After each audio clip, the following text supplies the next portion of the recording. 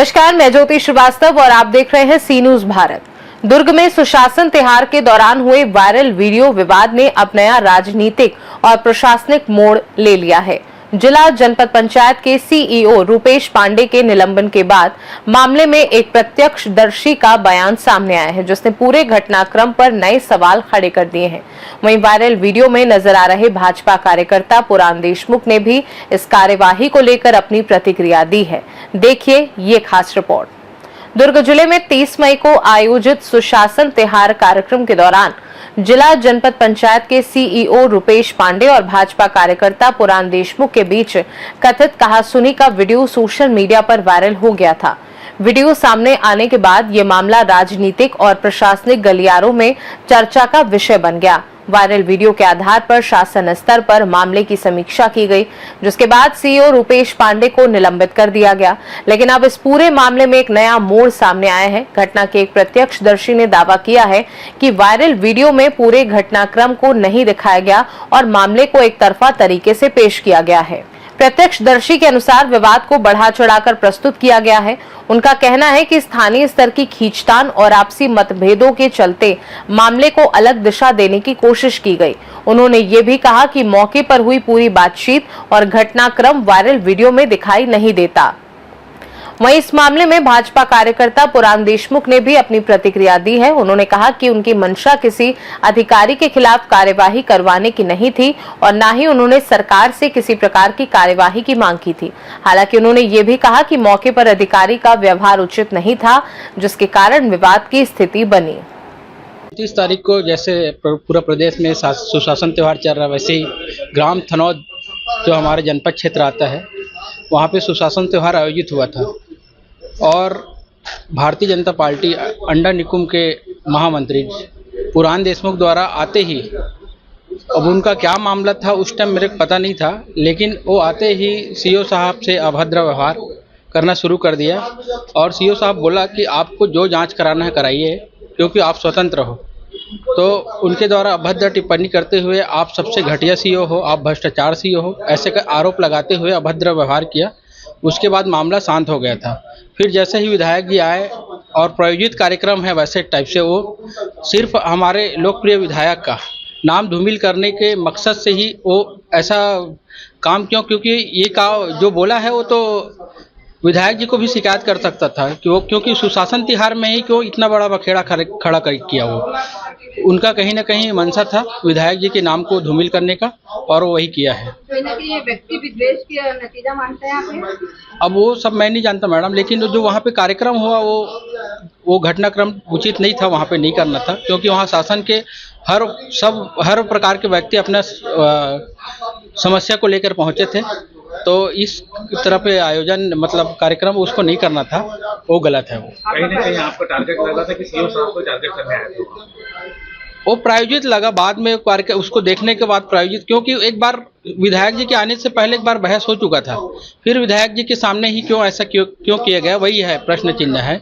जब उसको बोलना ही था तो पहले तो बोल चुका था, उसके बाद भी अगर विधायक जी के सामने बोलता है तो हमारे विधायक जी का नाम को धूमिल करने का कहीं न कहीं उसका मकसद था। मैं ग्राम पंचायत अंजोरा उप सरपंच माखन साहू। उस घटनाक्रम में पूरा सामने था। सबसे पहले जो भाजपा नेता जिन्होंने अपना भाजपा नेता और जिन्होंने कंप्लेन लेके आए थे, उनके द्वारा ही सीईओ साहब को अपशब्द कहा गया, जिसके बीच बचाव में सीईओ साहब ने सिर्फ इतना ही कहा कि आपको जो उचित लगे आप करवा लीजिए, आप जांच करवा लीजिए, सीईओ साहब के द्वारा कहा गया। या उनकी जो मांग थी वो जो है समाज की हित के लिए थी कि पर्सनल थी? मुझे तो ऐसा कहीं प्रतीत नहीं हुआ कि उनका जो उद्देश्य था समाज के हित में था, क्योंकि सरकारी भवन का निर्माण के संबंध में था जो हो चुका है। अगर सरकारी भवन का निर्माण हुआ है तो भुगतान करना उचित है, इसमें कहीं सीईओ साहब के गलत नहीं किया गया, भुगतान किया गया है। तो कहीं ना कहीं राजनीतिक द्वेष, बिल्कुल ये शक्ति प्रदर्शन और पार्टी में वर्चस्व बनाने के लिए ऐसा घटना सामने प्रस्तुत किया गया। आप जिस तरीके से व्यक्तिगत छींटाकशी जो की जा रही थी, आप वहाँ उपस्थित थे, तो उसको लेकर कहीं ना कहीं उठाया जा रहा था, माहौल बनाया जा रहा था, कैसे देखते हैं? इनके सीईओ साहब या भारतीय जनता पार्टी जो नेता, उनके बीच में पुराना क्या रंजिश है, क्या बात है, वो मुझे जानकारी तो नहीं है, किंतु उस समय मुझे यही लगा कि व्यक्तिगत द्वेष को रख कर राजनीति किया जा रहा था। सामने विधायक भी थे, उनका कुछ नहीं कहना, वहाँ पे कैसे? मैं ये कहना चाहूँ कि विधायक जी एक समझदार व्यक्ति हैं, इस ग्रामीण विधायक के क्षेत्र के विधायक हैं।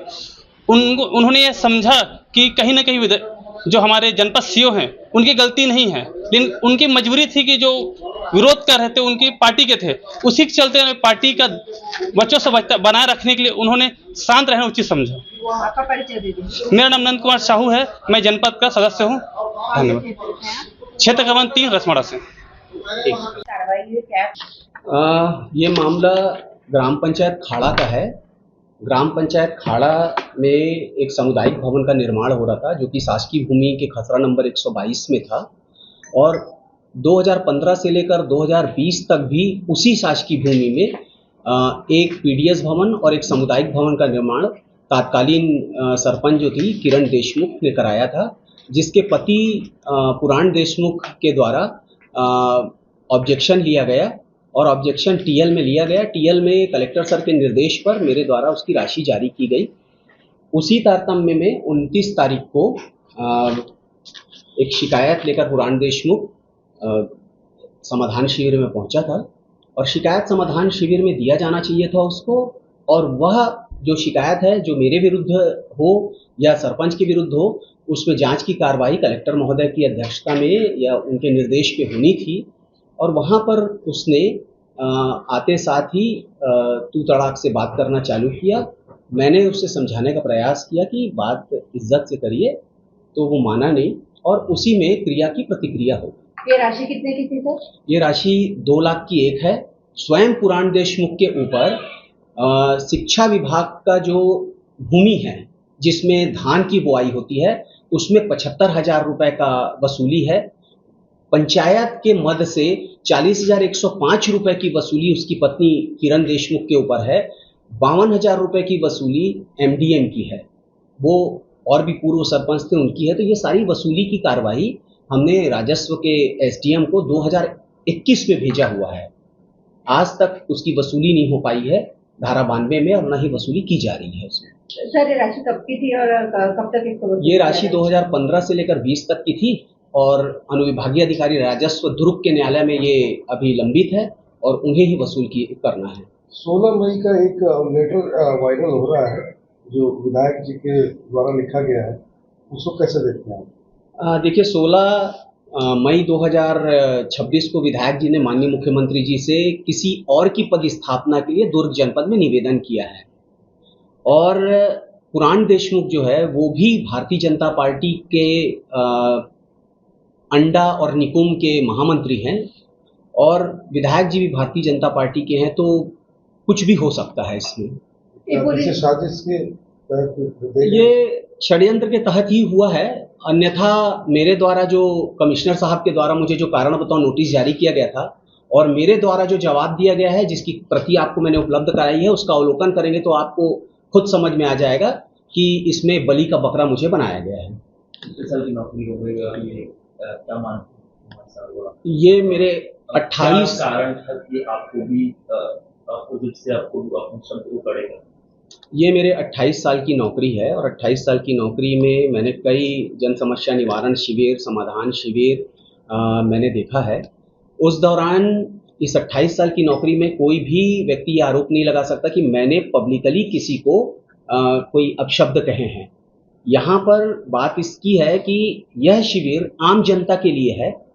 आम जनता का तात्पर्य आम जनता, जनप्रतिनिधि, निर्वाचित जनप्रतिनिधि, और संगठन के लोगों का कार्य संगठन को आगे बढ़ाना है, ना कि आम जनता की बात को इस प्रकार से प्रस्तुत करना। और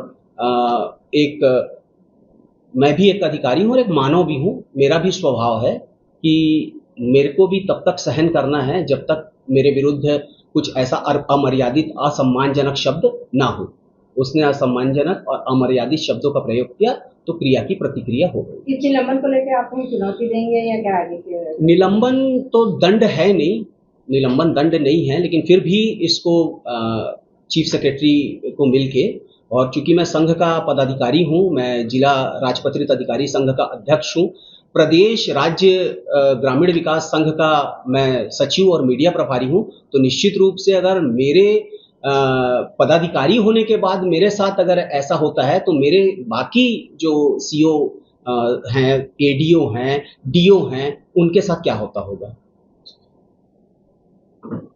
अपना जानकारी बता दूं, मेरा नाम पुराण सिंह देशमुख है, अंडा निकुम महामंत्री हूँ।